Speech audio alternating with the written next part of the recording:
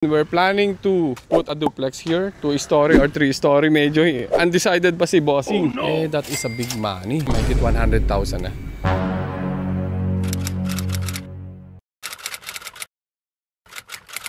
What? Bro, what are you talking about? Magandang araw Pilipinas. Kamusta kayo dyan? Nandito tayo sa Antipolo Rizal para mag-conduct ng soil testing at lot survey para sa isa na naman nating client. Kung may mga pag-aalinlangan ka sa sukat ng lote mo at para bang kulang ang datingan, ano ang gagawin mo? So mga tol, pag-usapan na natin to. Huwag na nating patagalin. Samahan niyo po ako.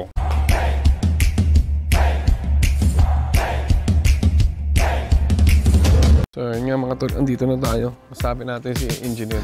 Engineer, kamusta? Ang survey natin. Ayos naman. Engineer, sa mga nagtatanong, bakit ba kailangan para ipa-survey ang lupa? Katulad dito, meron namang hangganan na. Anong masasabi mo sa ganun? Siyempre, for counter-checking, kailangan nating survey para tama yung mga points o boundary points na mali-layout. Engineer, doon sa isa naming lote, yung lote namin na nabili ay kulang ng 2 dangkal. Meron tayong property sa Cainta na nakuhanan ng 40 cm. So, Engineer, pwede ko bang sabihin yun doon sa kapitbahay ko? Kasi yung kapitbahay namin, yung left and right, ay sila yung may-ari. Ngayon, ano po ba ang gagawin ko? Kasi kami yung nakuhanan ng 40 cm nung kapitbahay namin sa kabilang side. Pwede po ba nating i-ano yun sa kanila? Anong masasabi nyo doon? Kasi mas expert kayo dito eh. Bali, susurveyin po yun. Susurveyin. Para ma-ascertain natin na tama yung claims. Gagawan siya ng survey report. Kung kayo ang nasa tayo ko, kukuhanin nyo ba yung nawawalang 40 cm? Kung ako ang nasa tayo nyo, una, susurveyin natin para ma-ascertain natin na totoong nakakuha sila ng 40 cm. Okay. Paano kung totoo? Ngayon, kung totoong nakakuha sila ng 40 cm, bibigyan natin sila ng report. Ang the best dyan, bibigyan mo na lang ng pagkakataon si neighbor na mabili niya yung area na nawala sa inyo. Yung 40 cm? Oo. Multiply yun. Kasi 70 ang lalim nun. Oo, yung square meter yun. Check natin ha. 0.4 times 70. Oh God. Engineer, 6.8 square meter. Oo. Ngayon, bibigyan mo rin ng pagkakataon si neighbor na magpa-survey din siya kung gusto niya para ma-counter naman yung mga claims natin yung ginawa. In the event na mapatunayan na nakakuha sila, meron pang isang stage. Meron tayong tinatawag na in good faith or in bad faith. Kung sakaling umabot sa korte, pag napatunayan sa court na in bad faith yung ginawa nila, na talagang sinadya nilang kunin, makiklaim mo yon. Pwede mong ipatibag yon. What if kung hindi siya pumayag? Ganon. Court order na po yan. Pag lumalabas na in bad faith, ang ibig sabihin ng in bad faith, alam niya na hanggang dito lang siya, pero sinobrahan niya talaga.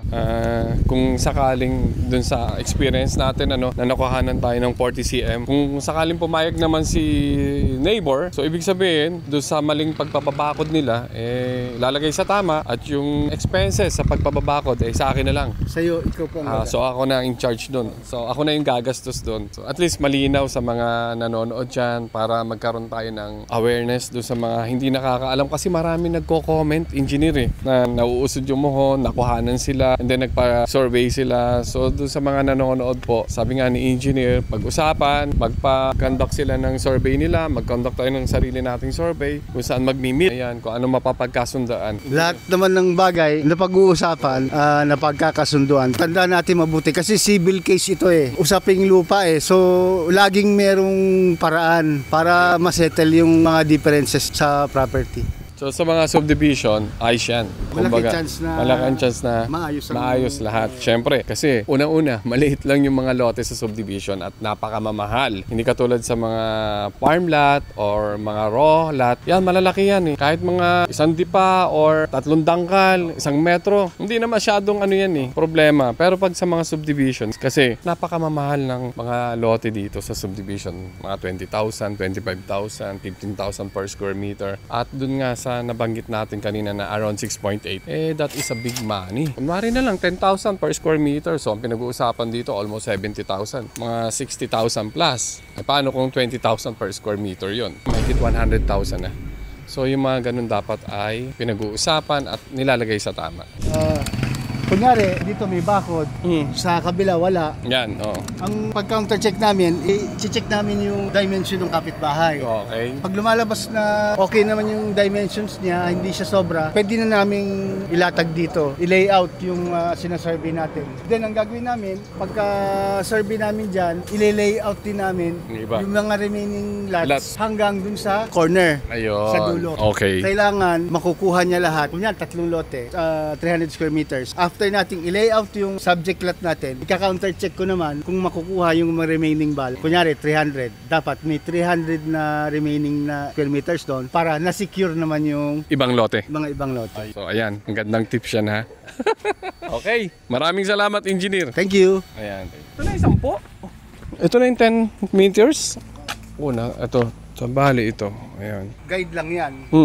Nilalagyan natin yung moon sa loob. Sa loob na lang, oo. May space pa yun, no? Nasa 10 by 18 mga tol. Nasa 180 and we're planning to put a duplex here. 2-story or 3-story. Medyo undecided pa si Bossing. Ito nga mga tol sa mga projects natin, inuuna natin yung mag-conduct ng lot verification survey. Kailangan malaman yung mga hangganan, mga tamang hangganan. Kasi ayaw natin ng pagkakamali. Iniiwasan natin yung mga pagkakamali na nangyayari doon sa mga unang gumagawa ng mga bahay. So isa rin ito sa mga requirements mga tol, sa building official, sa Office of the Building Official, na kumuha ka ng lot survey, signed and sealed by the engineers, by Geodetic, at syempre kung 2 to 3 story, matic na yun. Kailangan ng soil test. So wala pa si soil test mga tol. Hindi ko alam kung darating sila or nakakahabol sila or reschedule na lang natin.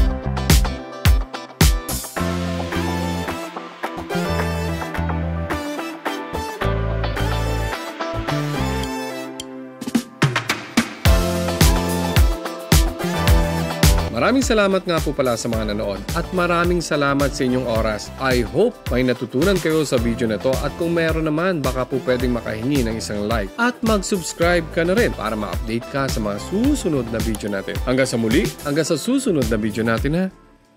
Ingat!